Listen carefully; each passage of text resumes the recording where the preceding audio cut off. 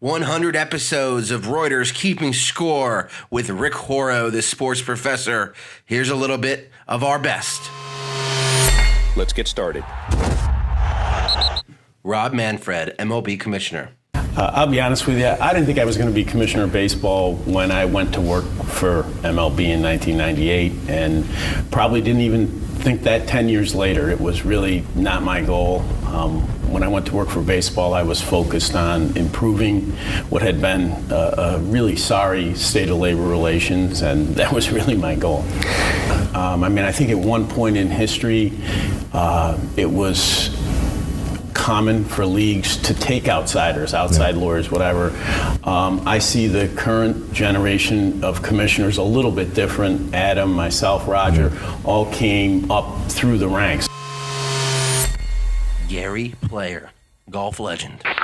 Rick, we are in our element here at St. Andrews, the home of golf.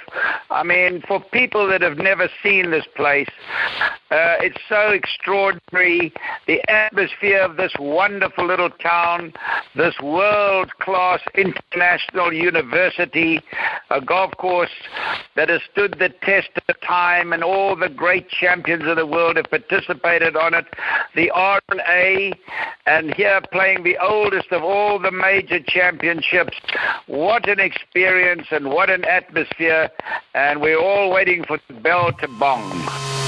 Gary Bettman, NHL commissioner. And the trending is that franchise values are higher than they've ever been. When people focus on our game, when you look at it in Canada, there's nothing comparable, I think, for any sport anywhere in the world to the relationship that our Canadian fans have to our game. And it's almost breathtaking to see that level of connection. And while we have great fans throughout the world and great fans, avid fans, I think more avid than any other sport in the United States, the fact is our fan base isn't as large as a percentage of the population in the U.S. as it is in Canada, but the fan base is growing. It's growing day by day. Stephen Ross, owner, Miami Dolphins. Well, I took a path, starting with nothing and, try to figure out how do you succeed in life. And, as a kid, it was always my dream to own a football team. And, until that dream, was somewhat realizable, I didn't think a lot about it. But obviously, with success and as I got older and, having the opportunity to buy a team and being able to afford it, it was a very exciting moment. I always saw the benefits of owning a team, were far greater than just owning the team itself. It's like how I grew my business. You want to be able to connect the dots, and I always saw the opportunity of owning a football team opens up a lot of doors. John McCain, U.S. Senator. So it is, but with that kind of role that professional sports plays, they also have some obligations. And that's why it was so disturbing a couple of months ago when we found out that the Department of Defense was paying money for so-called patriotic events, honoring the men and women who are serving, flags, etc. And I want to make it clear, there's a difference between, for example, here at NASCAR, the National Guard sponsors a car, pays for it, that's fine. That's a recruiting tool. But that's far different from saying we're honoring all of our veterans at halftime and here's the flag and aren't we great? We, the franchise, aren't we wonderful? We're honoring when they're actually getting money for it. That was a bit of a black eye, especially for the NFL. Marisa Thalberg, Taco Bell CMO. One thing that's incredibly important to note is you see a lot of marketers who make it the strategy in and of itself is to be in the Super Bowl, and they and their agency partners spend the better part of a year saying, what are we going to do for the Super Bowl? And that was not at all the math or the strategy that we were practicing. What happened was we were working on what we knew from all test results and all indications to be a very, very significant impending launch and something with a lot of complexity to bring to the marketplace. It took the better part of 3 years to figure out actually how to deliver this innovation. And as a result, when we finally got to the point where it was ready to roll, we looked at the timing and realized it was going to be the beginning of February and said, wow, that coincides with the Super Bowl. And that seemed like a little bit of a kiss of fate and, kind of meant to be. Steve Pagliuca, owner, Boston Celtics. I think it's all of the above. And really what you've seen, if you look at the major driver of the increase in value in sports, it's the fact that people can get entertainment in any way they want it right now. And the traditional model of, when I grew up, three channels and commercials, that's been all turned on its head with TiVo, with on-demand, with the internet, with clips. And so what's happened is sports in general, and the NBA, I think in particular, have been a hot commodity because people really want to see it live. Secondly, in today's sports, the NBA is a non-contact sport and a fantastic game where the fans and television get really close to that game. It's a great television game. It's a great game to be in stadium. And so it has really captured the consciousness. I think David Stern was a genius, in building the league, and Adam Silver has been there for many, many years, and he's also a genius. So we've been blessed, I think, to have two of the best commissioners that I've ever seen in sports. David Falk, Michael Jordan's agent. It's not sufficiently regulated. And while everyone's complaining about too much government regulation, I'm not suggesting the government regulate it. The players' unions are supposed to regulate it. It's way too easy to get into. They don't discipline the people for blatantly violating the rules. We have a conflict of interest rule, which prohibits agents from representing management people. So, for example, when Michael Jordan became an owner of the Wizards, I had like a Spanish Inquisition, 1,000-page report. I'd own a piece of the Wizards in the Cayman Islands or in the Isle of Man. I said, no, there's a rule. I'm honoring the rule. Very few people honor the rule. And so you have situations where some of these large agencies represent players on the team, managers on the team, general managers, coaches, and sometimes do the naming rights for the team. Now, that's a blatant conflict. Now, I'm not angry about that from a competitive standpoint because I'm not trying to sign a lot of players. But I think that the one unassailable fact is that in sports like football and basketball, where you have a salary capped environment and the owners and the players share the revenues in a fixed percentage relationship. Basketball is 50-50. The only way the players are going to make more money is to make the business better and grow the pie. And when you have these kinds of conflicts, all they do is retard the growth of the business. Shane Battier, NBA champion. Everybody has their own path. All right, there's no right way or wrong way to complete your journey. For me, I wasn't good enough to go to the pros early, but I enjoyed college. I enjoyed being a college senior. I enjoyed being a man on campus and learning. Every situation is different, and I'm not going to begrudge anyone for achieving their dreams, reaching their dreams. But it was such an amazing team atmosphere. There was a true love and a true care for each other, and you have to have talent to win big, but talent alone doesn't win you big. You have to have culture, you have to have love, you have to have caring, and a shared responsibility and sacrifice. And that's what was special about those Miami Heat teams. Eli Wolff, Sports for Positive Change activist. It's really this global movement of sport as the power of sport as a vehicle for social change. It's really taking off globally. I mean, you're seeing thousands of organizations around the world really recognizing the role that sport has and the power that it has. I mean, you're seeing grassroots organizations, you're seeing professional organizations, you're seeing athletes. And so you're really seeing this movement. And really when you look back and seeing one of the pioneers or kind of a catalyst for this movement of seeing the power of sport, you can really look to Muhammad Ali, you can look to like the Billie Jean Kings and Tommy Smith and John Carlos. I mean, there's some athletes historically, but Muhammad Ali has really been one of those, if not the one, who is you can really point to say he was the inspiration, and he's been the one that has really left this legacy of what sport means in our world.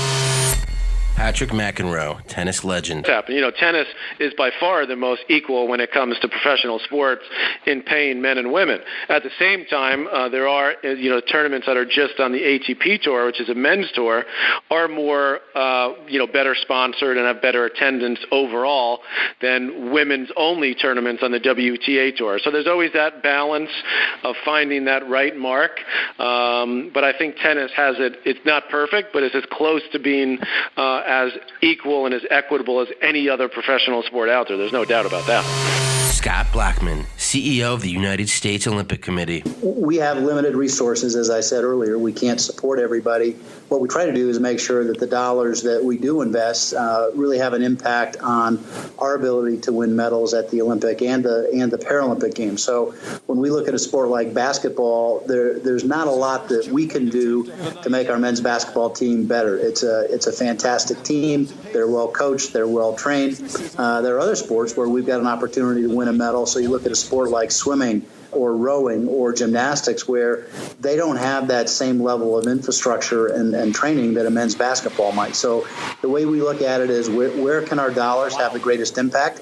As you probably know, we don't invest in sports where we really don't have a reasonable opportunity to medal. So that's always the analysis that Alan Ashley, who leads our sport group, undertakes to determine how we allocate our resources. Jay Parry, COO, WNBA. Basketball has become so, I think, played, respected. I think there's a lot of interest in it in our country right now. And when we look at what our 12 female athletes did on the court in Rio, I mean, to me, it's just an amazing level of play. Obviously, they are fiercely competitive, but they've got the goods to back it up. Right? There's just nobody better in the world than them. And we've got fans around the country that can come and watch these superstars play, see them up close and personal. It's great family entertainment. So we think it's a recipe for success for the WNBA for sure. Mike Whan, LPGA Commissioner. Well, there's a lot of similarities between tennis and golf, meaning that they both become pretty global. Players come from all over the world. They play all over the world. The major difference between us and the WTA is we've made a real commitment to make America, North America, our home. We play 65% of the time here. Our players from all over the world move here. We're based here. So when you talk to a player from Korea or Japan or Singapore, Australia, Taiwan, Thailand, they've generally moved here to America to commit to playing on the LPGA. Now, we will travel all over the world. We'll televise all over the world, but we're a little different. This is where we consider home. This is where we play. That's why adding events like Indianapolis are so key. We've had a huge increase in our schedule over the last 5 or 6 years, but overwhelmingly the biggest increase in that schedule have been North American events. Neal Pilson, TV executive. I think it's cyclical. Certainly their image right now with a succession of problems, concussions, spousal abuse, taking a knee. Frankly, I don't think those situations have had much effect on TV ratings. What has affected the ratings is kind of a general downturn in the quality of the games and the fact that a lot of the marquee teams that have generated ratings over the last 20 or 30 years for the NFL, these teams are simply not performing. And what you do is you end up with individual matchups on Thursday, Sunday night, and Monday that are less than compelling. The NFL is finally beginning to experience the problem of diluting its Sunday afternoon with individual games on Thursday, Sunday, and Monday nights. Chris Granger, President, Sacramento Kings. Hopefully, we've done some interesting things from a sustainability standpoint that other teams mimic and try to follow. As proud as we are of Golden One Center from a tech standpoint, from a food standpoint, from a sustainability or design standpoint, we understand that we're not going to be the only ones to be LEED Platinum, and we're not going to be the only ones to have an amazingly connected arena. And hopefully other teams can pick our brains and we can share our learnings with others. So hopefully we're a model for others in that regard. And then, again, obviously on the basketball court, our mission is to, first and foremost, to create a winning franchise that enhances the lives of those it touches and makes the world a better place. And it starts with create a winning franchise. So I suspect we're going to continue to make aggressive moves to turn the team around and be competing for a playoff spot in the very near future. Peter O'Reilly, SVP Events, NFL. Yeah, draft, Pro Bowl, Combine, kickoff, working very closely on the international game, especially as we went to Mexico this year, and then all of our big owners meetings. But really, Super Bowl, draft, Combine, kickoff, Pro Bowl. So a good run of big moments throughout the year. For a Super Bowl like this one, where it's really a 3-year planning cycle, where you lay the foundation early, you really get the core elements. Where's the center of gravity? You know what you have in a stadium. You really get those elements set, and then as you come into that last year and those last 6 months, you really try to determine how do you each year try to take it to a next level. And that for us is certainly the game is huge, and that's, major focus both from a security standpoint, a significant driver on the revenue side, and that's the showcase. But it's really about the week-long experience. How do you create access for that fan who may not have a chance to be in the stadium? How do you bring that together? How do you create a hub of activity that really creates a real soul around the Super Bowl? So all of those things come into it. And to your point, Rick, it's about managing the risk, making sure we're being smart operationally, not taking on too much risk, but also each year pushing the envelope and making sure we're doing things that are worthy of the Super Bowl stage and make people say, wow. Val Ackerman, Commissioner, Big East Conference. But I'm kind of with you. I think the rest of women's basketball has to figure out a way to make this a bit more interesting. We saw some new teams in the Final Four last year, and that was a real positive. But the margin of victory between UConn and everybody else is a bit high. And you don't see what you see in men's college basketball, which is those Cinderella stories and the possibilities for smaller schools to make it into the Final Four, win a national championship. That's a much more remote possibility, if not an impossibility right now in women's college basketball. I would say it's not as level as it is on the men's side. Part of that is because in women's college basketball, 15 scholarships are allowed. In men, it's only 13. So those extra spots on the bench, if they were kind of spread around a little bit, might be helpful. But again, what's been sort of created and maintained at UConn is very, very special, and it's going to take, I think, something really, special to kind of knock them down. Matt OToole, President, Reebok. Well, it's a pretty multi-dimensional landscape, as you just mentioned, because you're dealing in different cultures around the world. You're dealing with different business models around the world. We've got markets where we're a pure play retailer selling direct to the consumer, and we've got markets where we're more wholesale driven. But in the end, it's really about understanding and really focusing on who your consumer is and what they're really looking for out there. And I'm not someone who wants to spend a lot of time, and I coach my people not to spend a lot of time on what the competition is doing, but just to make sure that we're really in touch with what our consumer is thinking and what really is their interests and how we can really surprise and delight them. And I think that's kind of a simple formula, but in fact, it's actually what you need to do.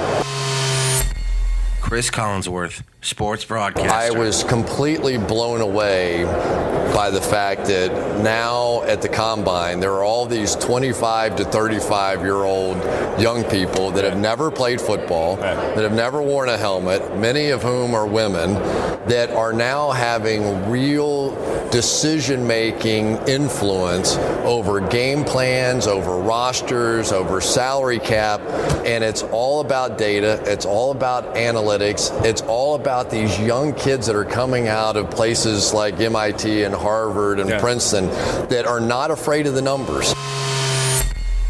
And those were just some of our highlights in this celebratory edition, our 100th episode of Keeping Score with Rick Horrow, the sports professor. Many more to come.